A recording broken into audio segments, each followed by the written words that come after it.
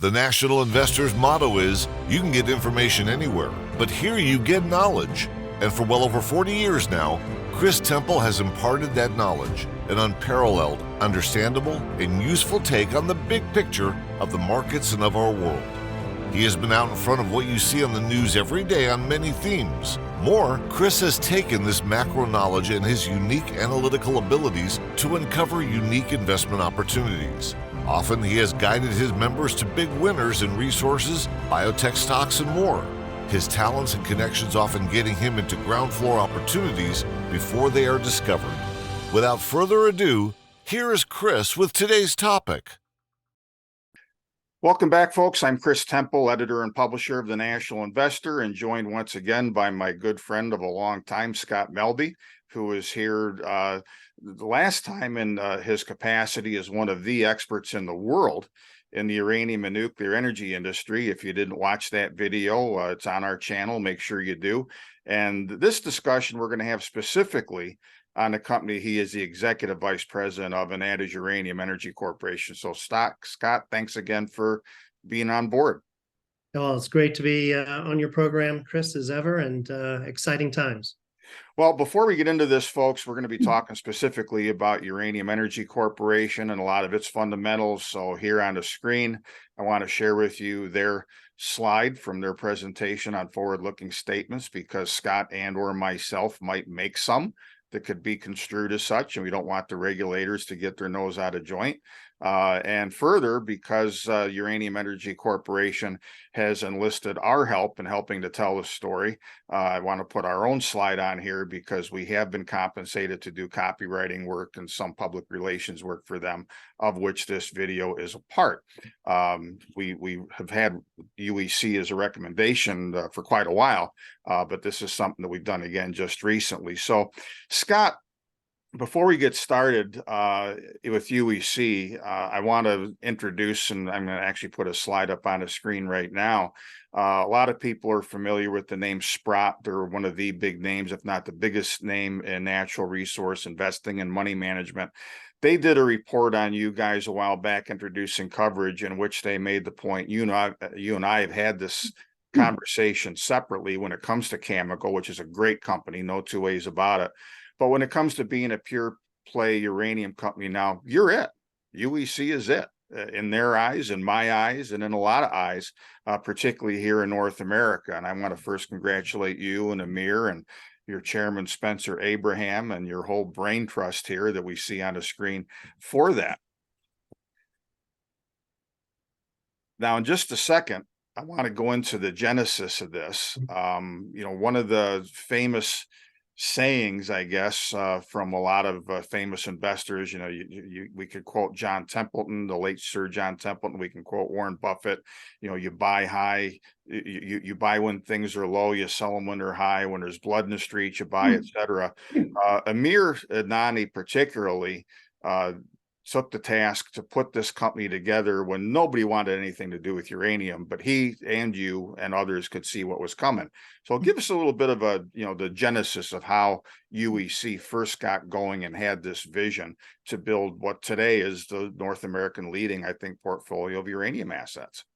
Yeah, no, happy to. And, as we said in 2023, in August of this year, I think I mentioned in our last visit that I reached my 40th year in uranium and nuclear energy, and I've had the privilege and honor to work for a lot of very large companies like Cameco, and to be compared in the same breath as Cameco, like Sprott did in their report recently, is really an honor. But I think we are kind of carving out another path. Cameco is on its way to being the leading nuclear energy company in the world and covering the whole facet of uranium conversion, enrichment, reactors, fabrication, you name it. And that's an exciting path for them, and it's good for our industry.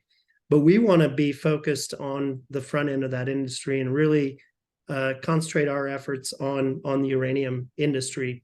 And so, as I look back on the last 9 years of being with joining Amir, I know we all remember UEC in its formative days, really a Texas startup with operations in South Texas, to now seeing the company as one of the fastest growing uranium companies in the world, acquisitions in the last 12, 24 months, excuse me, totaling close to $600 million in acquisitions, and tripling the resource base that we control and quadrupling our productive capacity. And it really was built on Amir's vision of embracing the downturns. As resource investors, we know cycles in commodities are inevitable, and you can either wring your hands over that, or you can really focus in the downturn when the majors are selling off and pulling back. Amir was making acquisitions for 10 cents on the dollar. We were cutting back on our expenditures, company-wide, but we were advancing these projects with permitting, licensing, and de-risking them to get to a point where now, when the market is turning in our favor dramatically, we're ready to go and capitalize on it. And I always use the analogy, a farmer can't plant more seeds at harvest time when the crop prices are up. You have to take that, in the planning cycle in order to be harvesting when the time comes. We're in the harvest period now, where all these investments, I think, are really going to begin to pay off. And the strategy is quite simple.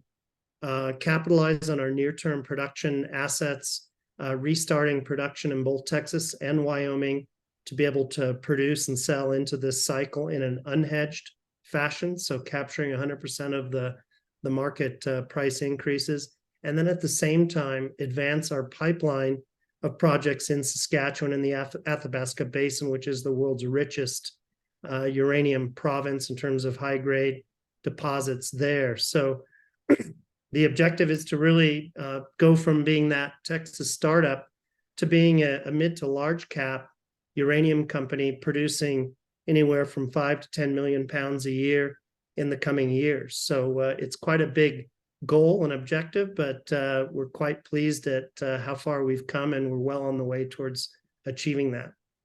Well, your core assets, as you alluded to, were in chiefly Texas and Wyoming, and most of these assets, a couple of which are looking to get restarted imminently, as you've told me, and we'll get to that toward the end of our conversation. Most of them are what are called ISR type projects, in situ recovery.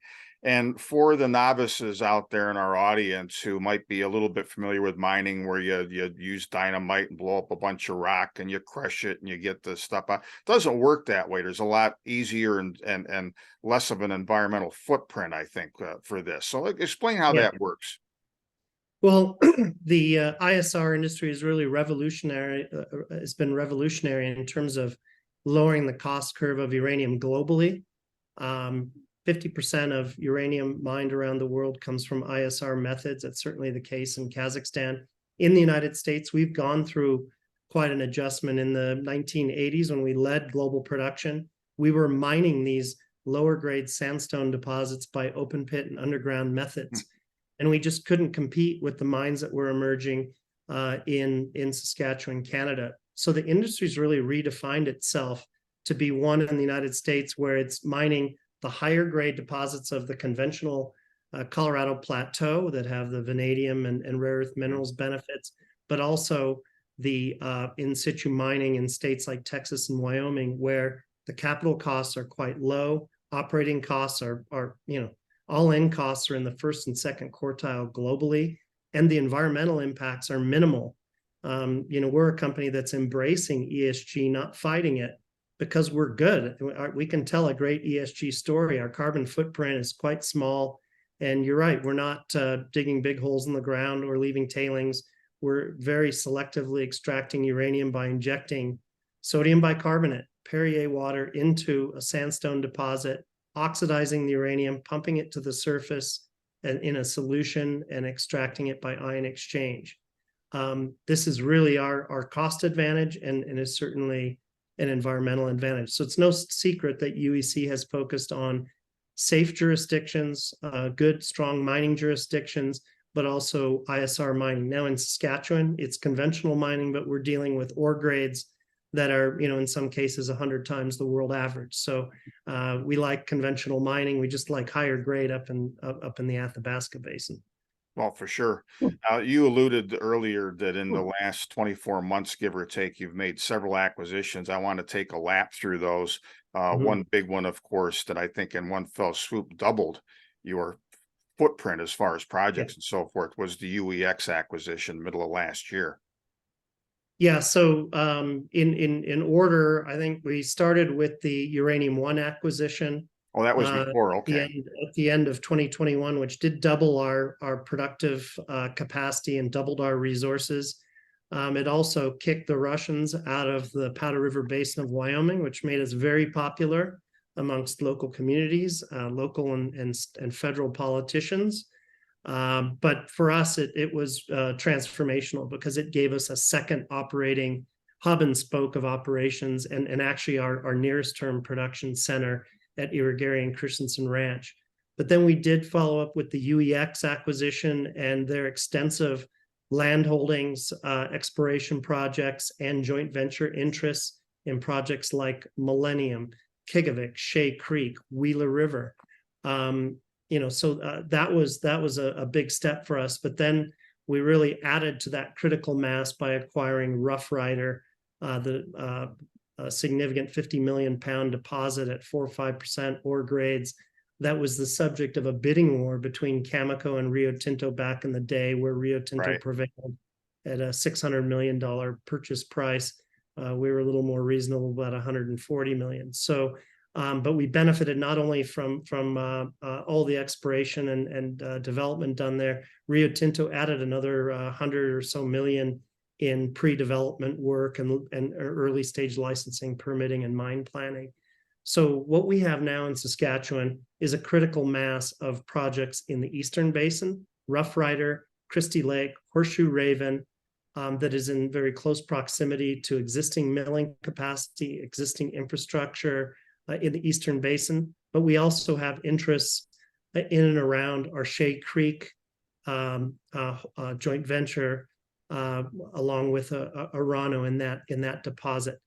We added to that just this week with additional acquisition Yes. of additional land next to those two focuses in the Eastern and Western Basin from Rio Tinto. So again, the focus is near-term production and cash flow from Texas and Wyoming, and then moving the ball forward in Saskatchewan to develop an Eastern Athabasca production center, either as a standalone operation or in conjunction with others in the vicinity. Now, you mentioned the Uranium One acquisition, and I got those conflated. I forgot which one came first, but while we're on that subject, we can't let this go by. A lot of people remember the infamous story, which was embellished by her political enemies to some extent, as you and I discussed at the time. But when Hillary Clinton, quote, sold America's uranium to the Russians, and now you guys got it back. Yeah, no, well, it was very real. And, I think the Clinton Foundation was enriched greatly through those approvals. But it was really appalling that, we would let Russia have ownership in these energy assets in the heart of the Powder River Basin. We would never be allowed to do the same in China or Russia. Why would we allow it here? So it was nice to reverse that. It was interesting. We were closing the deal in December of 2021, and the Russians were getting very anxious to close the deal and get paid. And lo and behold, 2-3 months later, they invaded Ukraine. So they knew what was coming. And but I think it was good development all around to send them packing from Wyoming. So in the sum total, Scott, you guys have put together a leading US and Canada portfolio of projects, also some in South America. We should point out that are, I guess, in relative terms on a back burner somewhat, but they're there in Paraguay. But the total land package you have, I've read this, is now well over 1 million acres. Million acres in Saskatchewan, and 330 million pounds of resources in all categories. So 100 million of that is in the United States, within 100 miles of 2 operating production processing plants. So not only can we get into production rather quickly, but we can sustain production and even increase. We're taking the steps, and we've already received a license amendment at our Hobson processing plant in Texas to go to 4 million pounds per year production. And we'll do the same, and we're in the process of doing the same at Irigaray to go over 4 million pounds there. So our target in production ramp up, first production will come from Irigaray Christensen Ranch. We want to see $60 sustainable in the spot price for at least a quarter or so, that it's not just a blip and coming back down. But it'll also help if we see things like the Nuclear Fuel Security Act pass in the Congress, and there's strong political support and a real commitment to ban Russian uranium and move towards domestic production. This will help our decision to move forward. But we spent the last 6 months taking all the preparatory steps in the well fields, testing the pumps, valves, piping, control systems, even testing flow rates in through the ore body to ensure that we're ready to go, and we are. And so, it takes very little or no capital to start ramping up to that 1 to 2 million pound rate from 4 existing production well fields at Christensen Ranch. At the same time, we'll complete the Burke Hollow operation by constructing the IX columns there. We have those tanks and equipment already staged and ready to go, but we've completed the production area 1 monitor well ring and completing even production area number 2. So we're saying that's about a 12-month lead time from decision to start up there. But we would increase at the 1 to 2 million pound ramp up there as well, with the objective to get to 5 million pounds within 5 or 6 years in the US, with, again, the potential to go higher if the market gives us signals we should go higher. And we also have the flexibility to dial back if the market isn't materializing the way we see it. You can't do that with conventional mining. When you sink a shaft, you construct an open pit mine, you're setting in motion a plan that's very hard to change midstream. With ISR, it's much more scalable. And that's important because we're 100% unhedged. We felt that locking in contracts over the last 4 or 5 years was not the best strategy in a market that was really dramatically changing from an oversupplied market to an undersupplied market. Scarcity will be the name of the game in the spot market going forward, and the pricing will respond to that.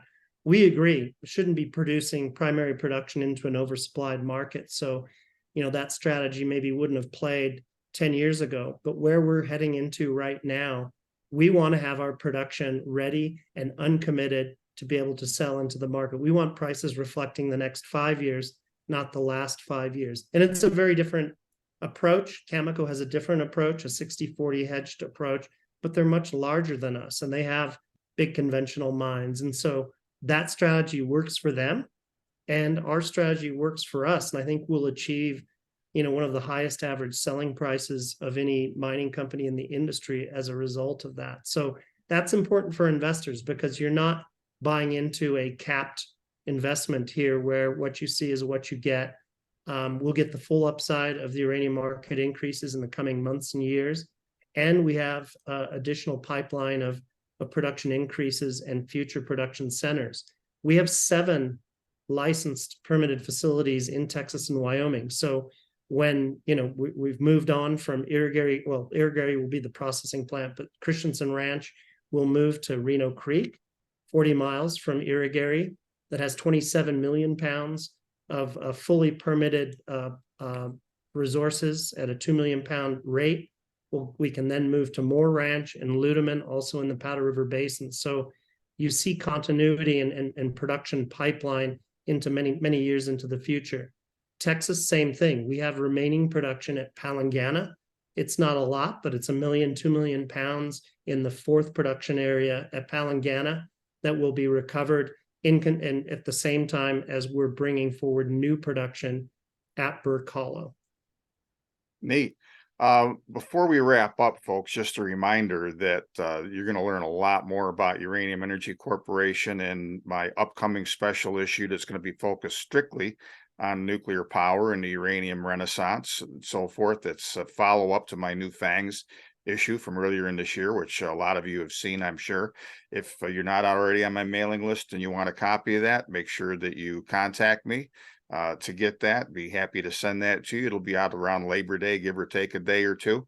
And Scott, as we're winding down, you've got this great portfolio of assets, some near-term production, as you've pointed out, some are going to, be kind of on the shelf for the future when the supply gap is especially yawning and the price justifies bringing them on board one by one, we hope. But near term, you've already sold some uranium to the federal government through the first tranche of the your strategic uranium reserve, I guess it's called. You alluded earlier to legislation where there may be some additions to that. Is that the case? Yeah, so the Nuclear Fuel Security Act, which is passed the Senate as part of the NDAA legislation that pushed through right before the August recess, hopefully will be a companion bill passed in the House when they return in September.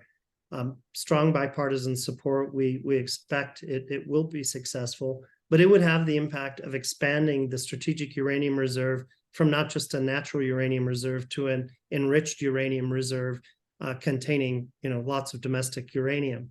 The first tranche of the strategic reserve was quite successful. There were 5 U.S. producers that benefited from that, as in addition to ConverDyn, the sole domestic conversion facility.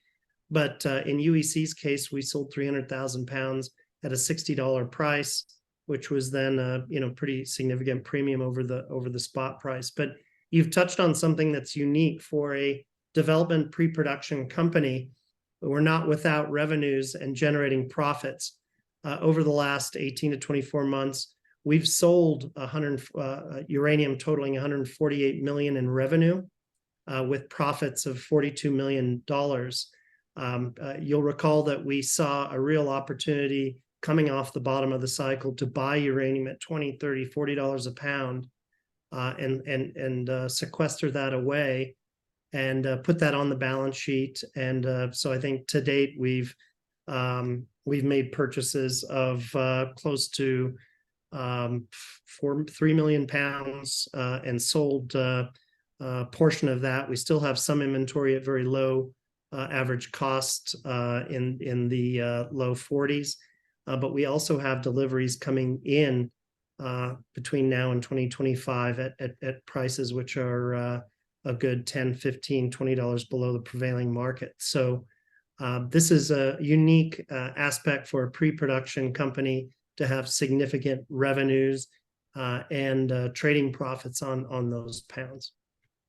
Well, and on top of what you've already sold and profited on, and what is very likely to come in a form of additional purchases by the federal government for this new reserve to wean us off of that foreign dependence on uranium, and especially the foreign dependence on enriched uranium, as you and I discussed in the other conversation that we had on the industry generally. There's still a lot of utilities that need to figure out where they're going to come up with the uranium they're going to use in the years and even few decades ahead. What's your expectation as far as the trajectory of revenue for UEC from utility contracts and the like? Well, we're unique in that we're not relying on long-term contracts to generate that revenue. Again, when you contract with a utility in the market that we've been in, you give up some of your upside through ceiling prices. You're delivering even at market prices, you're delivering at a discount off, or you're signing base escalated or fixed contracts that will be well below the prevailing spot price. So doesn't mean that we won't sell to utilities. In fact, the utilities are quite eager to deal with us on a spot basis. It's just we don't want to hedge away the upside.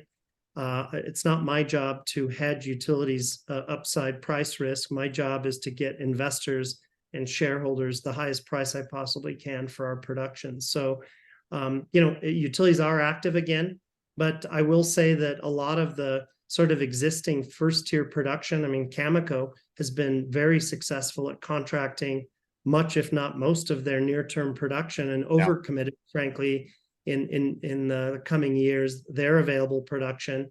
And so utilities are turning to the next tier of restart mines or new mines. And I think we're in a game of musical chairs. I would rather have uncommitted uranium when utilities are looking for open chairs, and we're one of the few ones that have pounds available to sell to them. We think that's a better strategy for our shareholders, and feel quite confident given the way the market's unfolding there.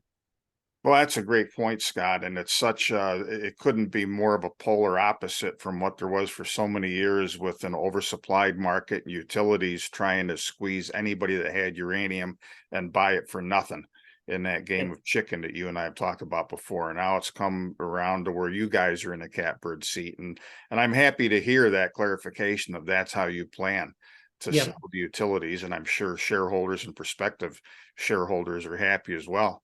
Well, and Chris, like, just what about new entrants? What about Dow Chemicals building a nuclear power plant in Texas with X Energy?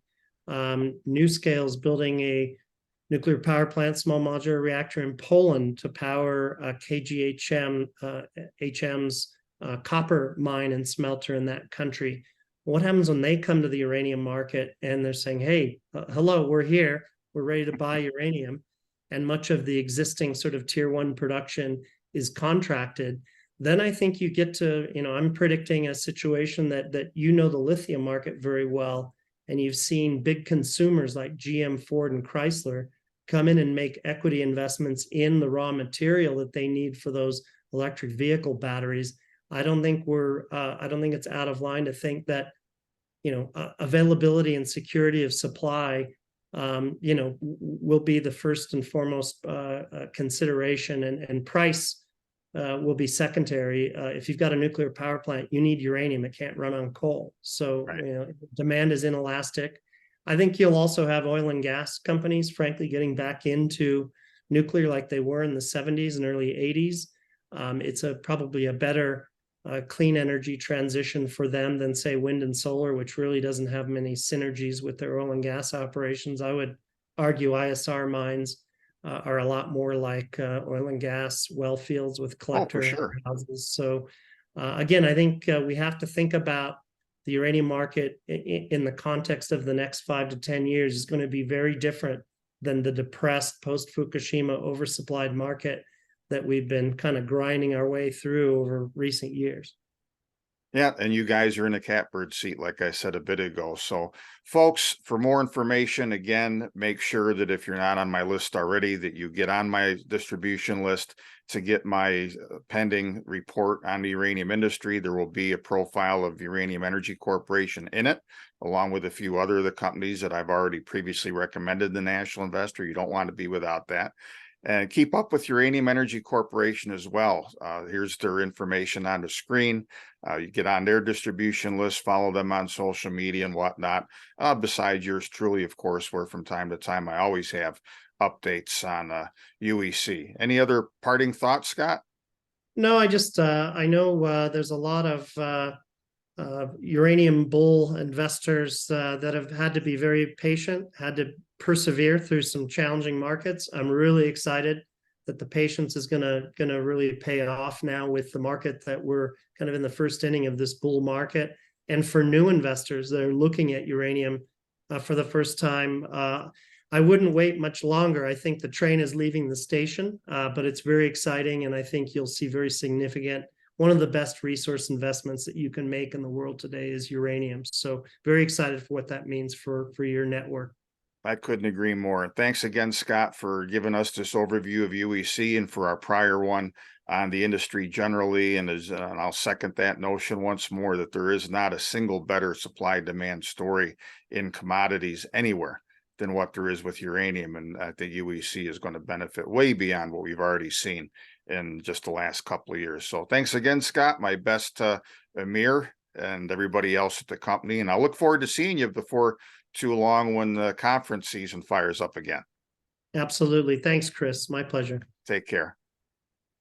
For much more of the National Investor's cutting-edge content and actionable investment opportunities, make sure to subscribe to Chris's free content at nationalinvestor.com. And don't forget to like this video and subscribe to this channel too.